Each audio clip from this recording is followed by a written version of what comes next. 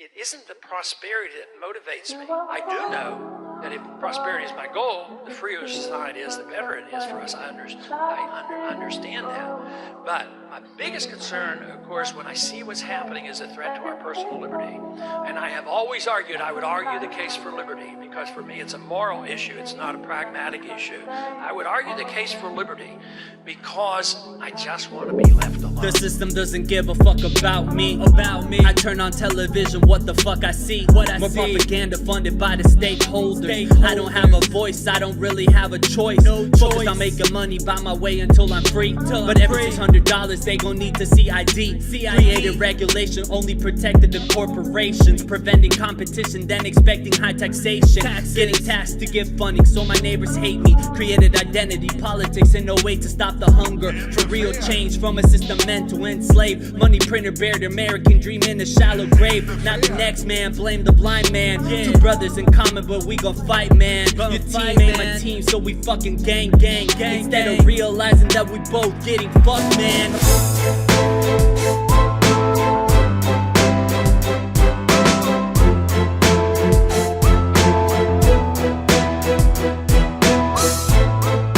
What up, Vigilantes? I'm here with Bex. Hello. So you have some questions regarding crypto. I do, yes. Okay, so I don't know if any of y'all watching this are like me. I have heard of Bitcoin, and I'm aware of its existence as like a form of monetary compensation, but I have no clue how it works. I've always called it magic internet money. So how would you describe it to someone coming from my standpoint? Okay, so it's the ability to not be able to copy paste. Okay. On the internet. So these assets have a cryptographic signature, and cryptography allows you not to be able to replicate these things on the internet. Okay. So since you have uniquely identifiable digital assets. Oh, so sort of in the same way that my credit card is like my credit card, and they can tell whenever I pay that this belongs to me. Or for instance, if I was going to go to the Veterans Affairs office, I have my unique veterans code, and no one can steal that. Is it the same sort of thing? Correct. Now it's even further more secure because we have the ability to have a triple entry in our accounting, where you would have like a government ID or a receipt after paying for something.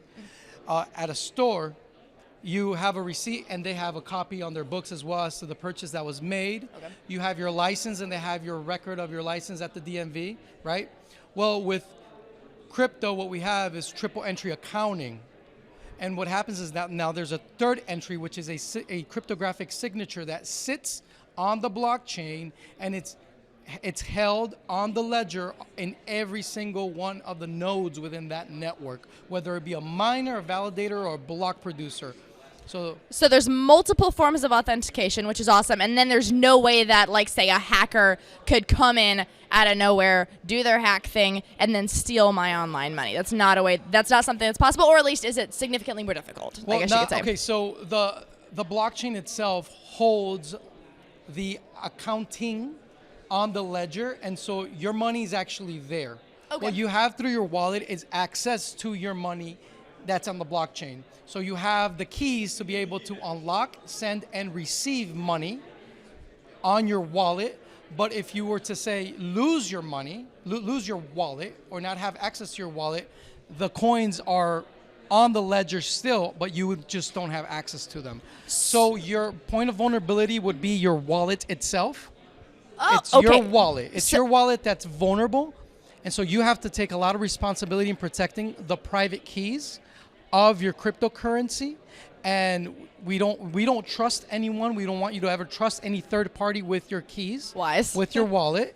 So you are to take care of those keys, and that's what we teach, key management. We teach people what we call operational security, OPSEC. OPSEC, I'm very familiar with OPSEC. So that you can better take care of your crypto wallets. So when you say keys, so you say keys and you said wallet. Are those like physical keys, or is that like a digital key, like a tag of some kind? It's a digital key.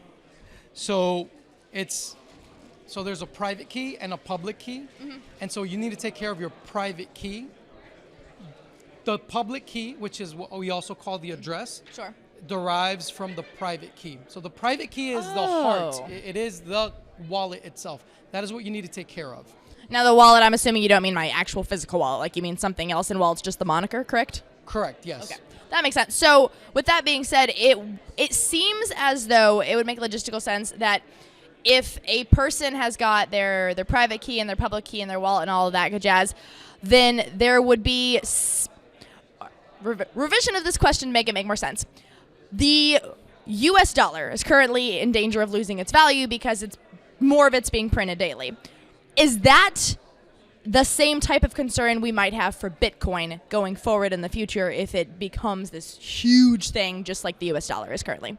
So all these digital currencies are in the state of becoming still. And right now, as it stands, the vast majority, if not the most prominent cryptocurrencies on the planet are limited in supply on purpose. So no, they won't be able to go into inflation. Oh. Yeah. Now, would Bitcoin be something that I'd be able to use anywhere, or is it limited to certain, because it's like online by nature, is it limited to online purchases only, or how does that work? So we had a Bitcoin civil war because of this. Oh, yeah. dang. And so the question, the heart of the question regarding this civil war was, do we scale Bitcoin on-chain or off-chain? Sure.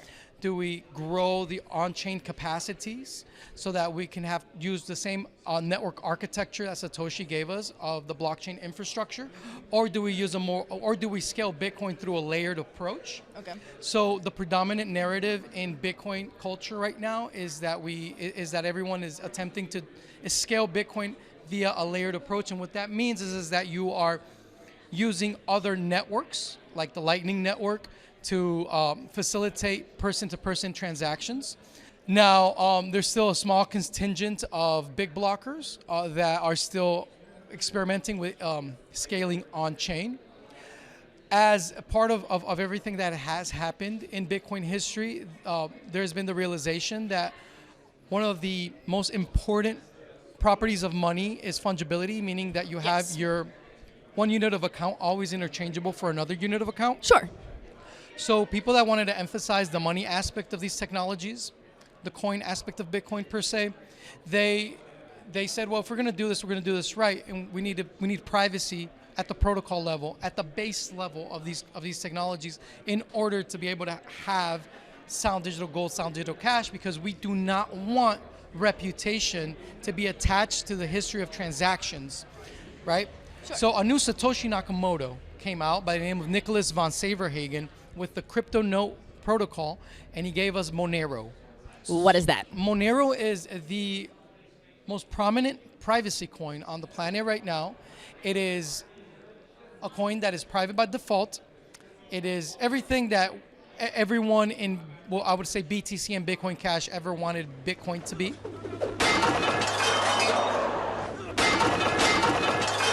Oh yeah, we see where you shop. We see you in the Silk Road. Oh yeah, we see you everywhere you go. You think you're hiding from us? We see everything about you. If you're not private by default at the protocol level, you're not private at all.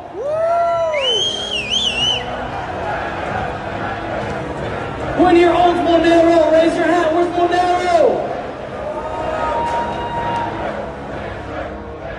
And it's it's our favorite cryptocurrency at the Crypto Vigilante, because it serves in our studies of fundamental analysis, it serves a purpose of digital gold and digital cash best.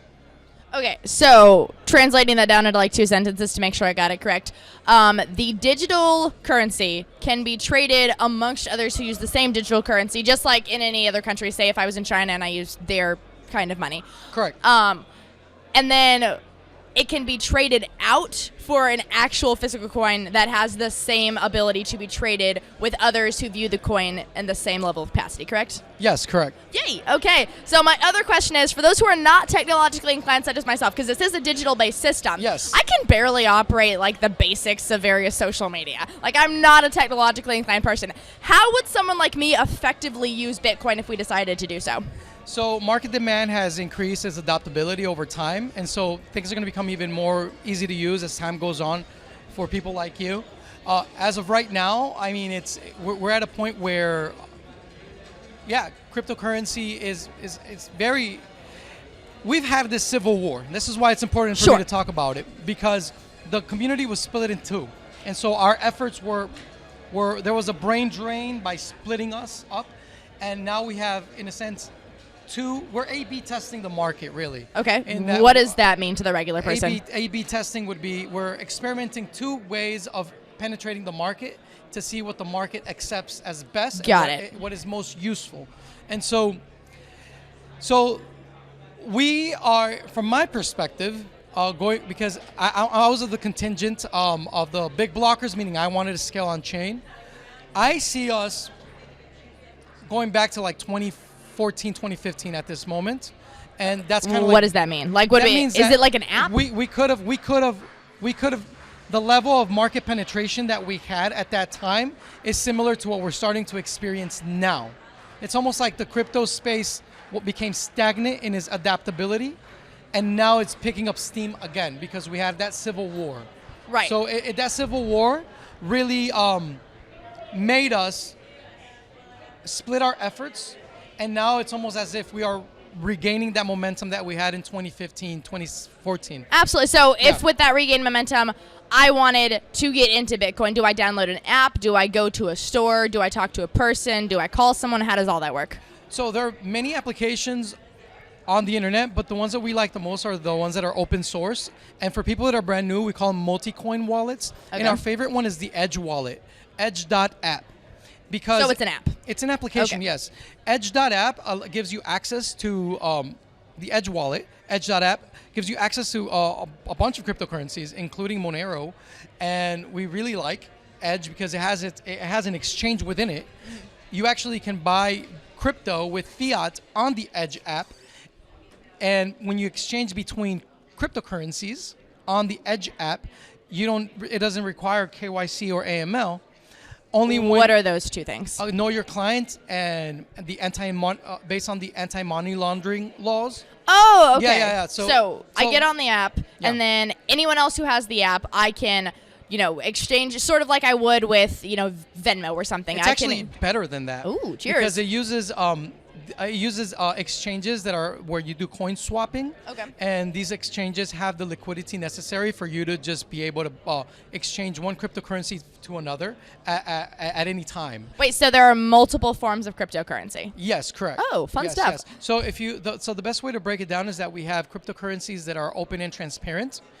And that's kind of like how the whole space started, open and transparent, in that they allow for public accountability for the public space, so it keeps us all honest. Okay. And I like those because they keep government and bureaucrats accountable. Right. So that would then intonate that there's a version of Bitcoin that is not open and transparent. So why would anyone choose that willingly? Well, because the space has evolved over time, and people have realized that privacy is very important. So there is a whole sector of cryptocurrency that we call privacy coins, and this sector of cryptocurrencies emphasizes privacy, fungibility, everything we already talked about. And so now those are the main 2, let's say, categories of cryptocurrency, right? Honest, transparent ledger. Sure. We call those people, they call themselves Solarpunks, or privacy. Yeah. I don't know if they gave themselves that name or not. I think they did, actually, because it came from them. A lot of the Ethereum crowd came up with these terms. And then there's privacy protocols that are they're all about privacy and sovereignty of the individual. And those are Lunarpunks. That's what they call themselves. I'm dead. It's funny, right? Crypto is currently energized by a sci-fi called Solarpunk. Evolved from cyberpunk, Solarpunk is a utopian vision of the future characterized by its optimism. For Solarpunks, the future is bright. Solarpunk casts away the dystopian shadows of cyberpunk and illuminates a world beyond the chaotic horizon. Yet the counterpart to Solarpunk faith is Lunarpunk skepticism. Lunarpunks are the solar shadow self. They are the unconscious of this cycle. While Solarpunks join DAOs, Lunarpunks prepare for war and build privacy-enhanced tooling to protect their communities. Lunarpunk first came into being as a subset of Solarpunk. It has always preferred encryption over the plain text paradigm offered by Ethereum and similar chains. So now that you understand that there's two different worlds in cryptocurrencies, there's the dark and the light. Sure. We have within both worlds, there are protocols that focus and cryptocurrencies that focus on just being money, and they're competing in the race of being sound money in the future, in the age of modern finance. But there are also protocols that allow you to build applications and store data on chain. So those would be, so the first kind is more for like day to day, I need to go purchase eggs type thing. And then the second one is more for I'm investing in a 401k for retirement type thing. Yeah, so you have like decentralized finance and different financial instruments that you can create and use using these technologies. The vast majority of them that have come out into the light, into the market, come from open and transparent protocols. Neat. So they are, and they must be government compliant. And if they're not, they're dumb for not being so, because they're using a transparent ledger, right? Sure. Okay. So now that brings up a really interesting side, and this will be my last question because I got other stuff to do today. I am not a fan of governmental overreach, hence why I'm here at YAL. Right. With this new type of money, because the government loves to stick its business all up in anything related to money. Correct. Yes. Is there a way for me to invest in this cryptocurrency without the government sniffing all up and everything and taking what isn't rightfully theirs? Yeah, so everyone has different, use cases and needs, right, in the market. There's people that live in very free areas of the world and they don't mind using transparent blockchains. But some people, like yourself or anyone else that may be living under tyranny, may want more privacy. So there are privacy protocols and privacy exchanges that we call decentralized exchanges, where you're able to buy and sell cryptocurrency in an anonymous, private way. And then I don't have to be like, hey, government, guess what money I made this week? Exactly. And now, obviously, that's for the person that needs it. Sure. And these are just tools in the market that are now there, freely, really available for anyone to use them. So in order to understand these, the number one thing is education. You really need to educate yourself on how to use these things properly, because the last thing you would want is to get into doing something like that out of necessity that actually lands you in trouble for not knowing how to use it. And that's why education is so important. That's why we focus. That's what we focus on at the Crypto Vigilantes, educating people, educating people on what this new class of assets is and how to distinguish them, how to use them properly, and how to be compliant when you need to be compliant, and how to, if you're in a tyrannical environment, how to escape tyranny if you need to. Sure. So to wrap up, the moral of the story seems to be, even if you're like me and you don't understand how anything digital works, beyond just the basics of like living in 2022, you can still use this currency. You can pick the easy, I want to go get eggs today one, and just find another person who uses Bitcoin and trade your eggs for whatever they got. And then there's the more long-term version, which is more hidden from the government, legally, of course, and you can invest in whatever for your future. And then with both of those, you just have to download the app, find people who are also on the app, and then just trade accordingly. That's about how that goes? You got it, Bex. Woohoo! All right, well, thank you very much for your time today, sir. God bless.